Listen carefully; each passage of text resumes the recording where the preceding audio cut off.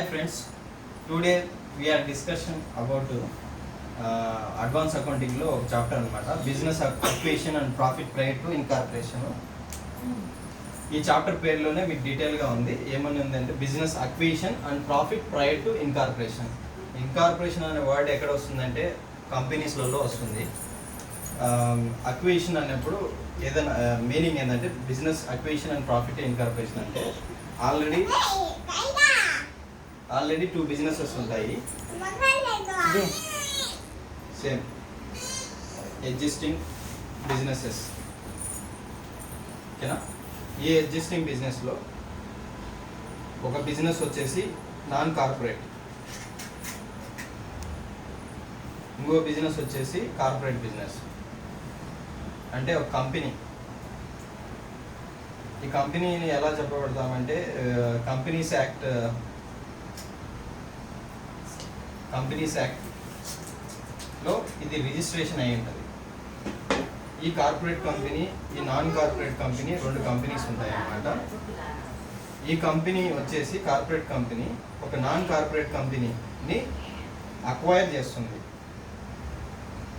Acquire అంటే విలీనంలు చేసుకుంటుంది. అంటే ఒక కార్పొరేట్ కంపెనీ ఒక నాన్ కార్పొరేట్ కంపెనీని విలీనం చేసుకున్నప్పుడు దాన్ని తీసుకున్నప్పుడు ఏమవుతుందంటే బిజినెస్ అక్విజిషన్ అంటారు అనమాట. దీన్ని బిజినెస్ అక్విజిషన్ అంటారు. ఓకేనా? అసలు ఇవన్నీ ఎందుకు జరుగుతాయి? బిజినెస్ అక్విజిషన్లో వీడి బిజినెస్ వీడు చేసుకొని వీడి బిజినెస్ వీడు చేసుకోవచ్చు కదా, వీడు ఎందుకు తీసుకోవాలి అన్నప్పుడు ఎందుకు వస్తుందంటే ఈ సిచ్యువేషన్ మామూలుగా ఈ చాప్టరే ఎందుకు వచ్చిందంటే ఈ ఉద్దేశంతో వచ్చింది.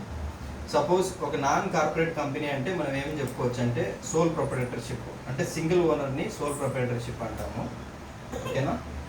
ఇది ఒక పార్ట్నర్షిప్ ఫరం పార్ట్నర్షిప్ ఫరం అంటే మినిమం 2 పార్ట్నర్స్ కలిసి 2 ఇండివిజువల్స్ కలిపి పెట్టేదాన్ని పార్ట్నర్షిప్ ఫామ్ అంటాము.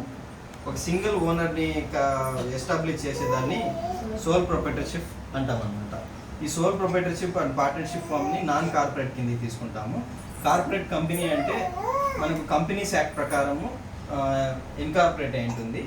దీన్ని కార్పొరేట్ కంపెనీ అంటాము. ఈ కార్పొరేట్ కంపెనీ ఒక నాన్ కార్పొరేట్ బిజినెస్ని అక్వైర్ చేయడాన్ని బిజినెస్ అక్విజిషన్ అంటాము. అంటే ఒక బిజినెస్ అక్విజిషన్కి ఇలా జరుగుతుంది అనమాట. ఇవన్నీ ఎందుకు వస్తాయంటే బయట మార్కెట్లో విషయం ఏంటంటే ఒక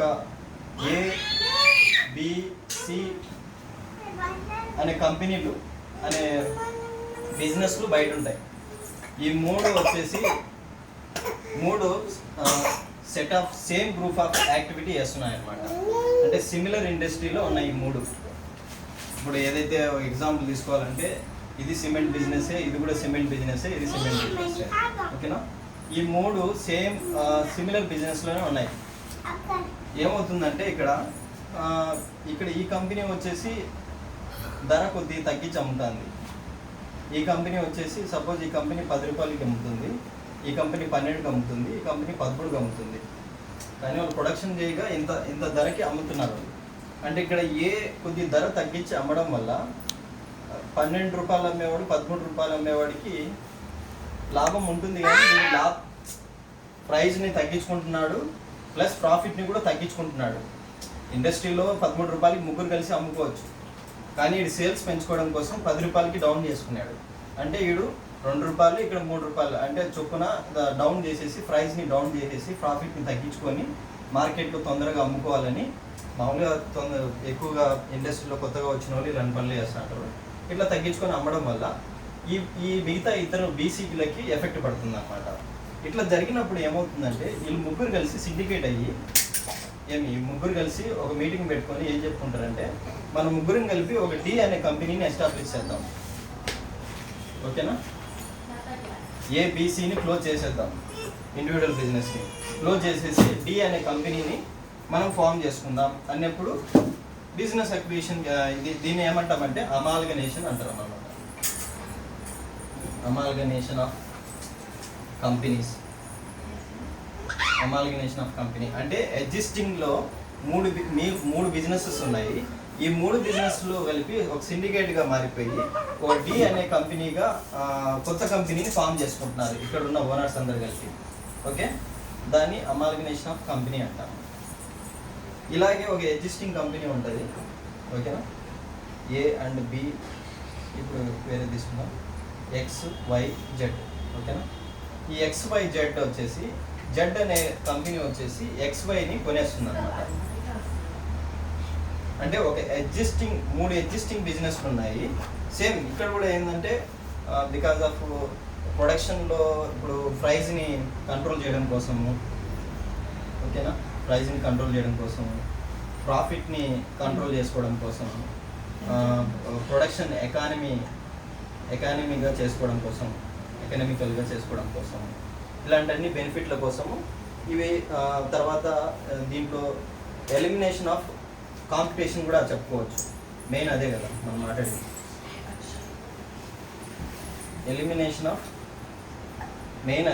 ఎలిమినేషన్ ఆఫ్ కాంపిటేటర్. ఒక భద్రశత్రువులాగా ఫీల్ అవుతా అంటారు అందరూ కలిసి.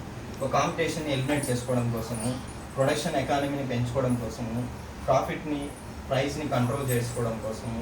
తర్వాత మోనోపలిగా కూడా ఉండొచ్చు. మోనోపలిగా అయితే అది డేంజర్, మనం అవన్నీ మాట్లాడుకోకూడదు. మనం ఇది అక్విజిషన్ గురించి మాట్లాడుతున్నాం కాబట్టి ఇక్కడ మార్కెట్లో ఏం జరుగుతుందో అది మాట్లాడుతున్నాం. ఇది బెనిఫిట్. అంటే 3 కంపెనీలు కలిపి ఒక కంపెనీగా ఫాలో అయిపోతే కనుక మోనోపొలి కిందకి వస్తుంది కదా, ఇట్లా జరుగుతాయి అన్నమాట. ఇది బెనిఫిట్స్ ఆఫ్ జరగడం వల్ల. ఇలా జరగడం వల్ల బెనిఫిట్స్ ఎలా ఉంటాయంటే ఇలా ఉంటాయి అడ్వాంటేజెస్. ఇప్పుడు ఎగ్జిస్టింగ్ బిజినెస్ ఆల్రెడీ 2 ఎగ్జిస్టింగ్ బిజినెస్ని కలుపుకుంటుంది. దీన్ని ఏమంటామంటే అబ్జార్ప్షన్ అంటారు అనమాట.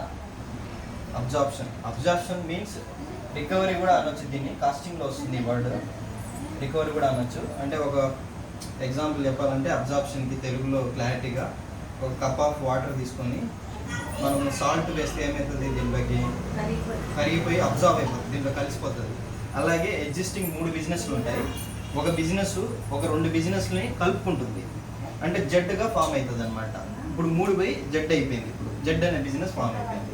ఇప్పుడు ఏబీసీ కంపెనీ ఏమైంది, అరే బాబు నీ కంపెనీ వద్దు, నా కంపెనీ వద్దు, నీ వద్దు, ఎవరు ఇట్లా మారద్దు, ఇది కొత్తగా మనం డి అనే కంపెనీ పెట్టేద్దాం అన్నారు. దీని అమాల్గనేషన్, దీని అబ్జార్ప్షన్ అంటారు. కాకపోతే ఈ 3 కూడా same set of group of companies అయి ఉంటాయి, సేమ్ ఇండస్ట్రీలో ఉండాలి, ఓకేనా. ఇట్లా జరుగుతుంది. ఇట్లా జరిగినప్పుడు మాత్రమే అక్విజిషన్, ప్రాఫిట్ పైట్ ఇన్కార్పొరేషన్ అనే ఒక అకౌంటింగ్ మెథడ్ అనేది ఇన్వాల్వ్ అవుతుంది అనమాట ఇక్కడ, ఓకేనా. The act of acquiring of existing another బిజినెస్ని ఏమంటామంటే the act of acquisition of another business, acting of acquisition of another business ఏమంటాము బిజినెస్ అక్విజిషన్ అంటాము, బిజినెస్ అక్విజిషన్ అంటాం, ఓకే. ఇది జరిగేది, ఇది అమాల్గనేషన్, ఇది అబ్జార్ప్షన్, ఈ ప్రొసీజర్నే బిజినెస్ అక్విజిషన్ అంటాం. ఇది అమాల్గనేషన్, అబ్జార్ప్షన్కి ఎగ్జాంపుల్. ఎందుకని చేస్తున్నారు ఇలాగా? బెనిఫిట్స్ ఏమేంటి? ప్రాఫిట్ని మ్యాక్సిమైజ్ చేసి, ప్రైస్ని కంట్రోల్ చేసుకొని, ఎలిమినేషన్ ఆఫ్ కాంపిటీషన్ని పూర్తిగా లేకుండా చేసుకొని, ప్రొడక్షన్ ఎకానమీని పెంచుకొని, మోనోపొలీగా మారిపోవడానికి వీళ్ళు ఇలా చేస్తారు, సిండికేట్ అయ్యి, ఓకేనా. ఇప్పుడు మార్కెట్లో కూడా సిమెంట్ రేట్లు ఒకటి పెంచితే ఇంకో కంపెనీ కూడా పెంచుతూ ఉంటుంది. ఎందుకంటే వాళ్ళు సిండికేట్గా మాట్లాడుకొని పెంచుకుంటారు అనమాట. అలాంటప్పుడు అండర్స్టాండింగ్ లేనప్పుడు ఏమవుతుందంటే ఇంకో కంపెనీ కొనేస్తుంది అనమాట, ఓకే. ఇది బయట జరిగేది మార్కెట్లో విషయాలు. ఇప్పుడు అంటే ఇది తరచుగా జరగడానికి ఛాన్సెస్ నోవేడేస్ ప్రాక్టికల్గా ఎక్కువగా ఛాన్సెస్ ఉన్నాయి కాబట్టి దీనికి ఒక సపరేట్ అకౌంటింగ్ మెథడ్ని వచ్చిందనమాట అకౌంట్స్లో. ఈ మెథడ్లో ఏమంటున్నామంటే ప్రాఫిట్ ప్రయర్ టు ఇన్కార్పొరేషన్కి ముందుగా ప్రాఫిట్స్ని ఎలా ట్రీట్ చేస్తాము, అకౌంటింగ్ పర్ ఎలా చేస్తాము అనేది ఇంపార్టెంట్. ఇక్కడ ఏం జరిగింది, 2 ఎగ్జిస్టింగ్ బిజినెస్లు ఉన్నాయి. ఒక కార్పొరేట్ కంపెనీ నాన్ కార్పొరేట్కి అక్వైర్ చేస్తుంది, దాని బిజినెస్ అక్విజిషన్ అని చెప్పాము. అది నాన్ కార్పొరేట్ ఇది సోల్ ప్రొప్రైటర్ కావచ్చు, ఫర్మ్ కావచ్చు, ఓకేనా. ఇట్లా జరిగేటప్పుడు ఏమవుతుంది, దీన్ని ఏమని పిలుస్తామంటే నేమ్డ్ యాజ్, ఇది నాన్ కార్పొరేట్ కంపెనీ సేల్ అవుతుంది కాబట్టి దీన్ని వెండార్ కంపెనీ అంటాం, ఓకేనా. దీన్ని ఏమంటాం, పర్చేసింగ్ కంపెనీ అంటాం అన్నమాట పేరు, ఓకేనా. దీని వెండార్ కంపెనీ అమ్మేస్తుంది కాబట్టి, ఇది పర్చేజ్ చేస్తుంది కాబట్టి పర్చేసింగ్ కంపెనీ అంటాం, ఓకేనా. ఇప్పుడు అర్థమైంది కదా బిజినెస్ అక్విజిషన్ అంటే ఏందనేది, ఓకేనా. ఇక్కడ మనకి బుక్స్ ఆఫ్ అకౌంట్స్ ఎలా ప్రిపేర్ చేయాలి అనిపించే బుక్స్ ఆఫ్ అకౌంట్స్ ఈ చాప్టర్లో ఎలా ప్రిపేర్ చేయాలంటే బుక్స్ ఆఫ్ అకౌంట్స్ ఎలా ప్రిపేర్ చేయాలన్నప్పుడు business acquisition and prior to ఇన్కార్పొరేషన్లో బుక్స్ ఆఫ్ అకౌంట్స్ని ఎలా ప్రిపేర్ చేస్తాము, ఎన్ని టైప్స్ ఉన్నాయి బుక్స్ ఆఫ్ అకౌంట్స్ ప్రిపరేషన్.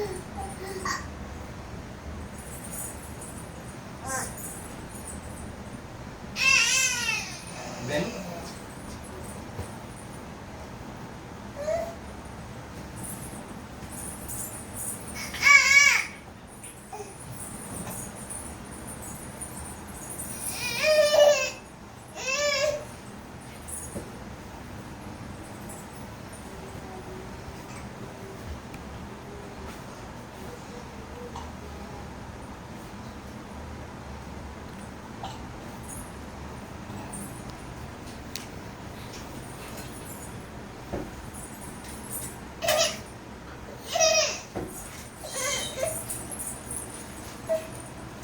आग ले ले आते हूँ.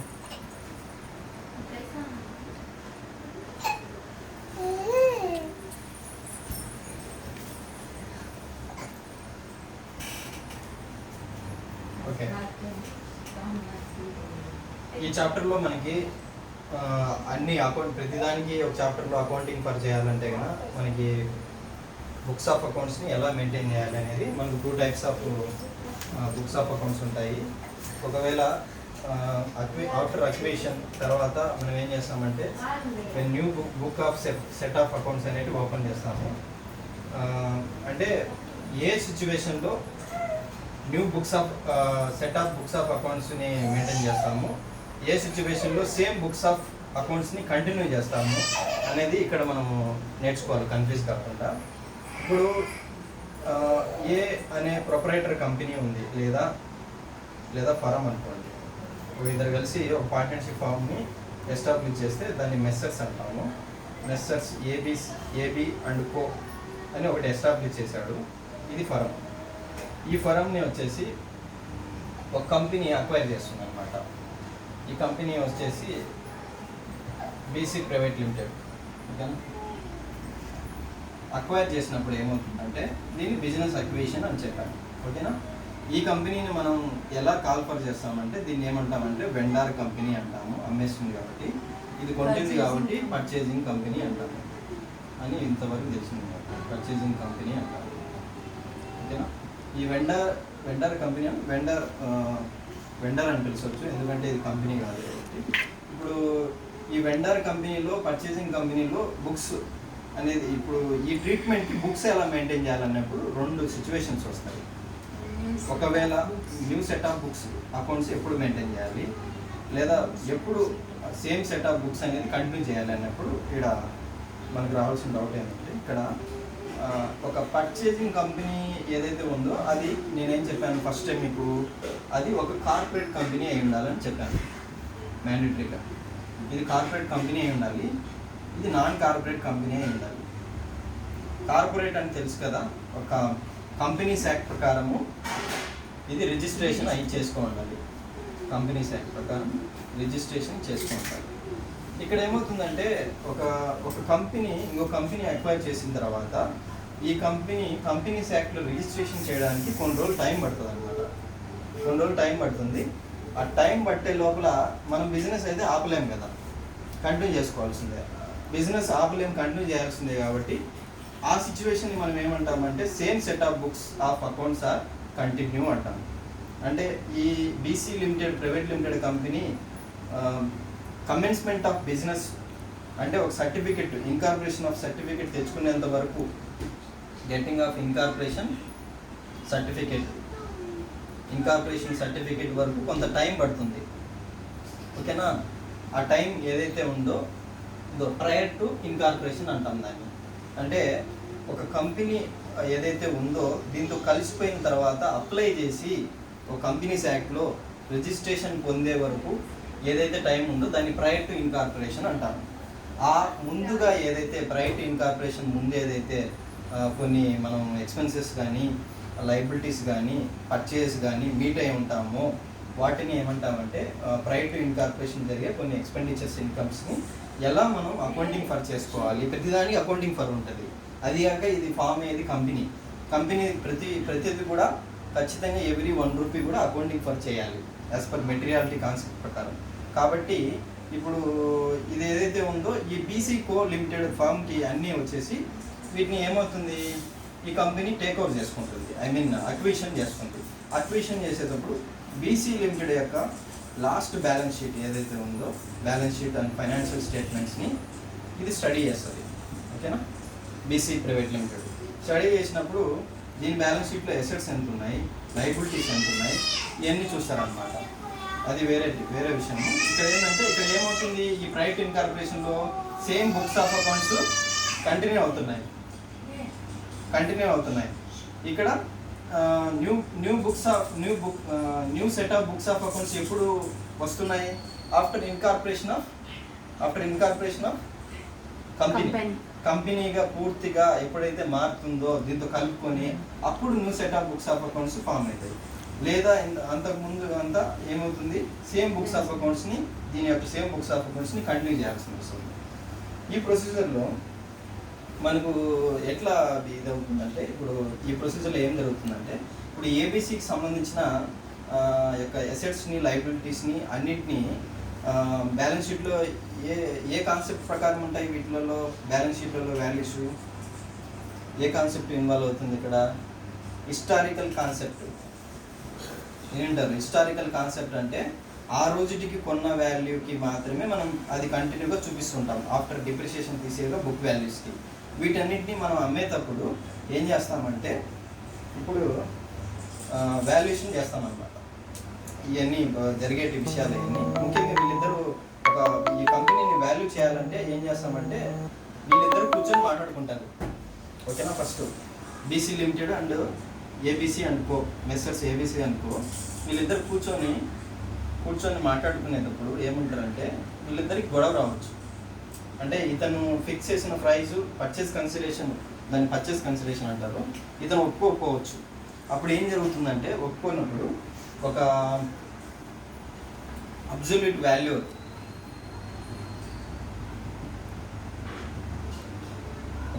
వాల్యూర్ని అపాయింట్ చేసుకోవాలి. లేదా ఇండిపెండెంట్ అంటే ఆ కంపెనీకి ఈ కంపెనీకి సంబంధం లేనోడు, స్ట్రేంజర్. ఒక అబ్సల్యూట్ వాల్యూర్ ఎవడో ఒక ప్రొఫెషనల్ స్కిల్స్ ఉండి మంచి ఒక చార్ట్ డొమినెంట్ కానీ లేకపోతే దానికి సంబంధించిన బుక్స్ ఆఫ్ అకౌంట్స్ అన్నింటినీ చూసినోడు కానీ వీళ్ళు ఒక అబ్సల్యూట్ వాల్యూర్ని అపాయింట్ చేసుకొని అతని ద్వారా వీళ్ళు తీసుకునే వాల్యుయేషన్ ఏదైతే ఉందో దాన్ని ఏమంటారంటే పర్చేస్ కన్సిడరేషన్గా ఫిక్స్ చేస్తారనమాట. అంటే వీడు అమ్మేసినప్పుడు వీడికి డబ్బులు ఇవ్వాలి కదా ఈ ఇద్దరు పార్ట్నర్స్కి. ఎందుకంటే వీడు కొనేసి ఈ దుకాణం బంద్ అయిపోయింది కాబట్టి వీళ్ళ డబ్బులు వీళ్ళకి ఇచ్చేయాలి. అలాంటప్పుడు ఏం చేయాలి, పర్చేస్ కన్సిడరేషన్ని ఫిక్స్ చేయాలి. పర్చేస్ కన్సిడరేషన్ని ఫిక్స్ చేసేటప్పుడు మనకు ఇక్కడ 3 మెథడ్స్ ఇన్వాల్వ్ అవుతాయి అన్నమాట. పర్చేస్ కన్సిడరేషన్లో పర్చేస్ కన్సిడరేషన్ అర్థమవుతుందా? పర్చేస్ కన్సిడరేషన్ ఎవరు పే చేస్తున్నారు, ఎవరు పే చేస్తున్నారు? Purchasing company, non corporate company వెండర్కి పే చేయాలి అన్నప్పుడు వీళ్ళిద్దరి మధ్య డిస్ట్రిబ్యూటర్ వచ్చే అవకాశం ఉంది కాబట్టి అబ్సల్యూట్ వాల్యూర్ ఆర్ ఇండిపెండెంట్ వాల్యూర్ని అపాయింట్ చేసుకోవాలి. వీడు ఏం చేస్తాడు, అది వాల్యుయేషన్ చేసి ఎంతైతే ఫిక్స్ చేస్తాడో దాన్ని పర్చేస్ కన్సిడరేషన్. ఈ వాల్యుయేషన్ చేసేటప్పుడు ఇక్కడ ఇన్వాల్వ్ అవుతుంది. 3 మెథడ్స్ ఇన్వాల్వ్ అవుతుంది. పర్చేస్ కన్సిడరేషన్ ఐడెంటిఫై చేయడానికి there is 3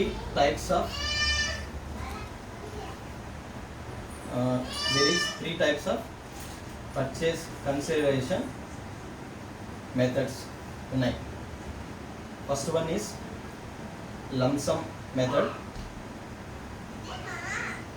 another one is net payment method, third one is net worth method. ఓకేనా, మొత్తం 3 మెథడ్స్లలో వీళ్ళు వాల్యుయేషన్ చేసి వీళ్ళకి పర్చేస్ కన్సిడరేషన్ని డిసైడ్ చేయడం జరుగుతుంది. ఈ మెథడ్స్లలో ఫిక్స్ చేసిన తర్వాత వీడు ఖచ్చితంగా ఈయన పోవాల్సిందే ఇంకా, ఓకేనా. ఎందుకంటే ఇది ఎగ్జాక్ట్గా యాజ్ పర్ అకౌంటింగ్ కొన్ని రూల్స్ ప్రకారం బేస్ చేసుకొని వీటిని ఒక స్టాండర్డ్ 3 మెథడ్స్ చెప్పారు. ఈ మెథడ్ని బేస్ చేసుకొని వీళ్ళు పే చేయడం జరుగుతుంది. కానీ ఇక్కడ మెథడ్స్ ఎందుకు చేంజ్ అయిపోయాయంటే కొద్దిగా ఏదో ఒకటి ఉండొచ్చు కదా, ఒకటి వాల్యూ ఫిక్స్ చేసిన తర్వాత అదే తీసుకొని వెళ్ళిపోవచ్చు కదా. మన net payment, net worth, lump sum ఎందుకు వచ్చిందంటే, లంసమ్ అంటే జస్ట్ నీ కంపెనీ ఇది ఉంది కదా, దీన్ని మొత్తం కలిపి ఇంత ఇవ్వచ్చు, ఇంత పేమెంట్ ఇప్పుడు చేసేయచ్చు అంటే దాన్ని లంసమ్ అంటారు అనమాట. 10 లక్షలు వాల్యూ చేస్తుంది కంపెనీ అన్నప్పుడు. అదే నెట్ పేమెంట్ మెథడ్ అంటే అది ఎట్లా వస్తుందంటే, నెట్ పేమెంట్ మెథడ్ సపోజ్ ఏదైతే అతను వాల్యూ చేస్తాడో ఆ వాల్యూ చేసిన తర్వాత లంసమ్గా ఒకే పేమెంట్ ఇవ్వకుండా కొద్దిగా క్యాష్, కొద్దిగా క్యాష్, కొద్దిగా ఈక్విటీ షేర్స్, కొద్దిగా ప్రిఫరెన్స్ షేర్స్ లేదా డిబెంచర్స్, కొద్దిగా బ్యాంకు ద్వారా ఇట్లా డిఫరెంట్ పేమెంట్స్ రూపంలో ఇస్తాను అని చెప్తే దాన్ని నెట్ పేమెంట్ మెథడ్ అంటాం, ఓకేనా. నెట్ పేమెంట్ మెథడ్ అంటాం. ఇది నెట్వర్త్ మెథడ్ అంటే ఏంటంటే, ఈ మెథడ్లో ఏం జరుగుతుందంటే అగ్రీడ్, దీనికి నోట్స్ చెప్తా మీకు అర్థం కాకపోతే, agreed value of fixed assets ఆ రోజుకి బ్యాలెన్స్ షీట్లో ఉన్న ఫిక్స్డ్ అసెట్స్ హిస్టారికల్ కాస్ట్లో ఉంటాయి కాబట్టి, బుక్ వాల్యూస్ ఉంటాయి కాబట్టి, వాటిని మార్కెట్లో ఎంత వాల్యూ చేయాలో అంత వాల్యూ చేసిన దాన్ని ఏమంటారంటే అగ్రీడ్ వాల్యూ అంటారు అనమాట.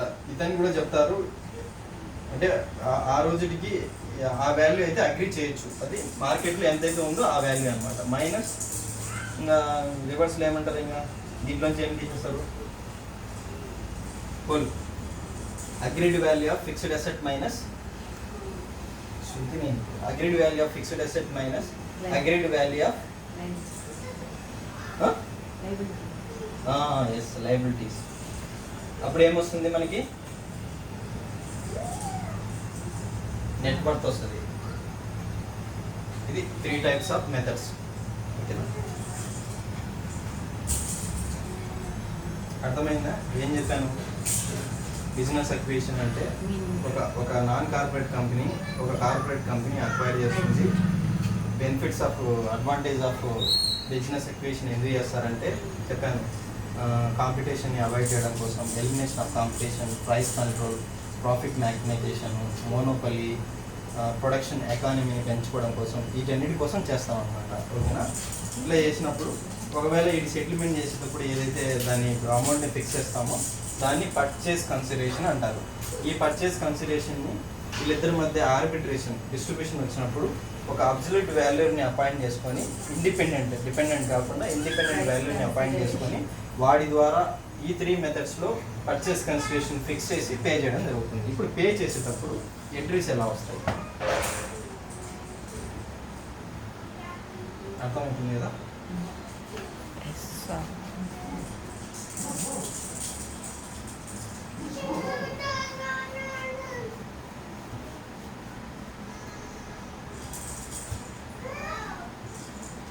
ఇంకొకటి మీకు డౌట్ రావచ్చు ఏమనంటే, ఇక్కడ ఇంకోటి పాయింట్ రావాలి.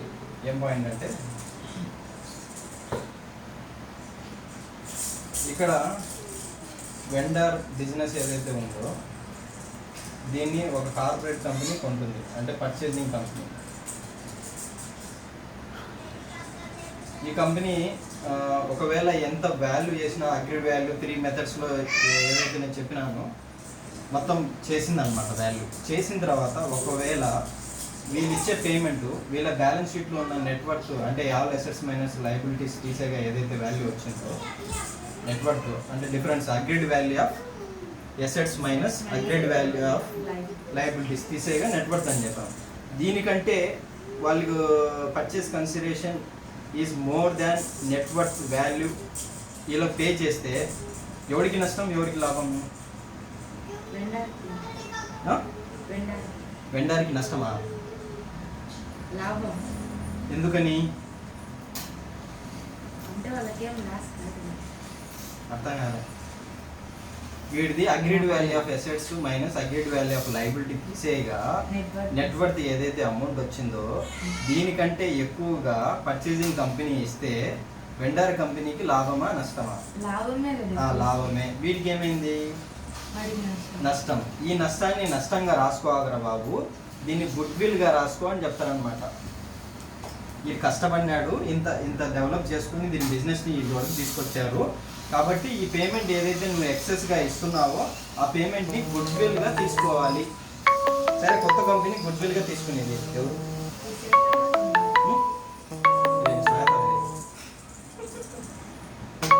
ఈ కొత్త కంపెనీ ఈ కొత్త కంపెనీలో ఈ గుడ్ విల్ అనే అకౌంట్ సపరేట్గా వచ్చేసింది ఇంకా. ఓకేనా? గుడ్ విల్ వచ్చినప్పుడు ఇప్పుడు ఏదైతే ఎక్సెస్గా పే చేసినాడో ఈ పే చేయడం వల్ల గుడ్ విల్ అనే అకౌంట్కి ఇతను పర్చేసింగ్ కంపెనీ అకౌంటింగ్ ఫర్ చేసుకున్నాడు. ఓకేనా? ఈ గుడ్ విల్ ఎందుకు వచ్చిందంటే, గుడ్ విల్ ఎందుకు వస్తుంది? బేసిక్గా గుడ్ విల్ చాప్టర్లో ఉంటుంది ఎందుకు వస్తుంది అనేది. గుడ్ విల్ చాప్టర్లో ఏమని చెప్తారు? గుడ్ విల్ అనేది ఒక రిప్యుటేషన్ అని చెప్పొచ్చు, ఫేమ్, ఇమేజ్. గుడ్ విల్ అనేది యాక్చువల్గా లొకేషన్ బట్టి ఉంటుంది,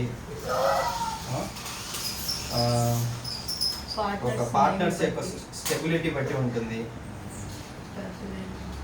స్టెబిలిటీ అండ్ క్యాపబిలిటీస్ బట్టి ఉంటుంది, రెప్యుటేషన్, ఇమేజ్, లొకేషన్. ఆ తర్వాత పార్ట్నర్స్ యొక్క ప్రాఫిటబిలిటీ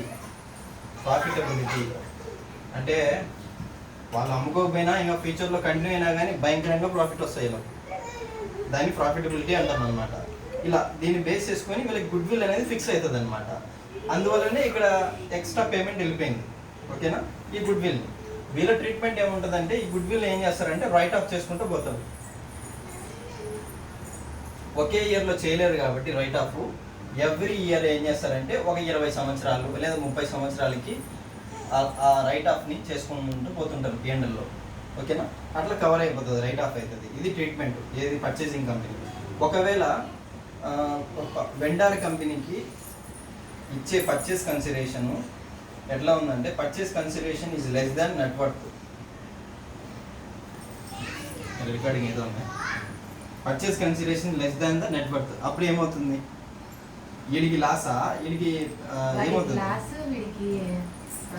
అంటే వాడి కంపెనీకి తగ్గట్టు వాళ్ళు డబ్బులు ఇచ్చిన వాడి వాడికి ఏం ప్రాఫిట్ కాదు, వీడికి అయితే లాస్. వెండర్కి లాస్. आम्ही నాకు అడ్వర్టైజ్మెంట్ की वास्ते बेचती है कैसा? Purchase consideration is less than the net worth అంటే మీనింగ్ ఏంది? పాప వచ్చింది, ఒక నిమిషం ఆగండి. నెట్ వర్త్, నీకు నెట్ వర్త్ అంటే తెలియదు లేక ఫిక్స్ చేసిన అమౌంట్ వచ్చేసి పర్చేస్ కన్సిడరేషన్ దానికన్నా తక్కువ ఇస్తాను వెండర్కి, అంటే వెండర్కి లాస్. వెండర్కి లాస్, పర్చేసింగ్ కంపెనీకి ప్రాఫిట్. వాడికి లాస్ అండి. కానీ దాన్ని ప్రాఫిట్ మీన్స్ రెవెన్యూ ప్రాఫిట్గా ట్రీట్ చేయకూడదు అని చెప్తున్నారు దీంట్లో. రెవెన్యూ ప్రాఫిట్గా ట్రీట్ చేయకండి, దీన్ని ఒక క్యాపిటల్ ప్రాఫిట్గా, క్యాపిటల్ గెయిన్ ప్రాఫిట్, క్యాపిటల్ ప్రాఫిట్గా ట్రీట్ చేయాలన్నమాట. ఎందుకంటే వీళ్ళ యొక్క నెట్వర్త్ని వీళ్ళు ఇచ్చే పర్చేస్ కన్సిడరేషన్ కంటే చాలా తక్కువ ఇచ్చారు కాబట్టి, పర్చేస్ కన్సిడరేషన్ నెట్వర్త్ కంటే తక్కువ ఇచ్చారు కాబట్టి ఈ డిఫరెన్స్ అమౌంట్ని వీళ్ళకి క్యాపిటల్ గెయిన్ కింద వస్తుంది అనమాట. ఓకేనా? ఇది నేను ఆ పాయింట్ అక్కడికి థియరీ, ఈ పాయింట్స్ అన్ని కవర్ అయిపోయింది. Capital gain and good will and purchase consideration, business acquisition, తర్వాత అడ్వాంటేజెస్, తర్వాత అక్విజిషన్ ప్రాక్టికల్గా ఎలా జరుగుతుంది, ఎందుకు జరుగుతుంది అన్నీ చెప్పేసాను. మొత్తం ఇంట్రడక్షన్ మొత్తం అయిపోయింది. ఓకేనా? ఇప్పుడు ఎంట్రీస్ ఎలా పాస్ ఆన్ చేయాలి అన్నప్పుడు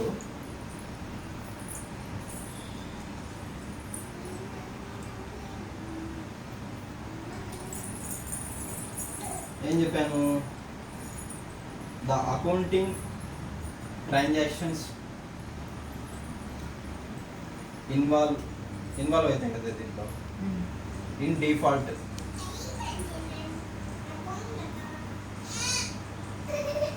ఇన్ అక్విజిషన్ ఆఫ్ బిజినెస్ చేసినప్పుడు కొన్ని అకౌంటింగ్ ట్రాన్సాక్షన్స్ ఇన్వాల్వ్ అవుతాయి.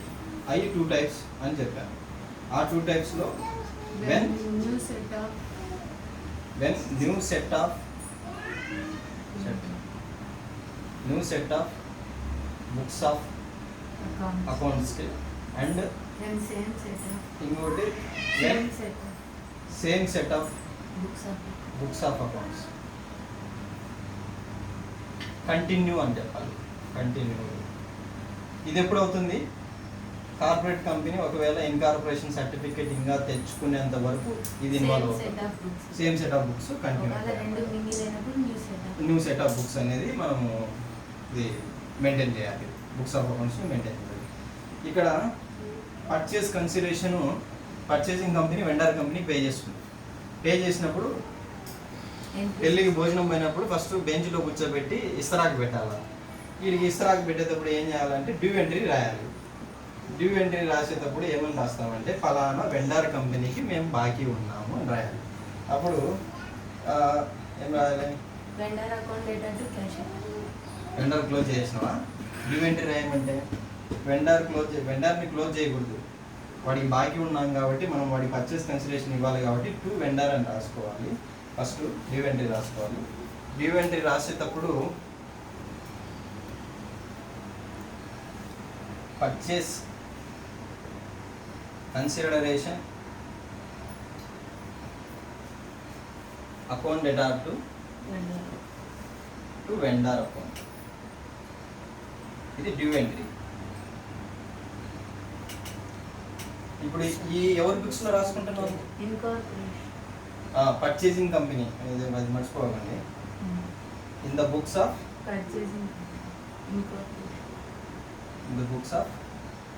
Purchasing company.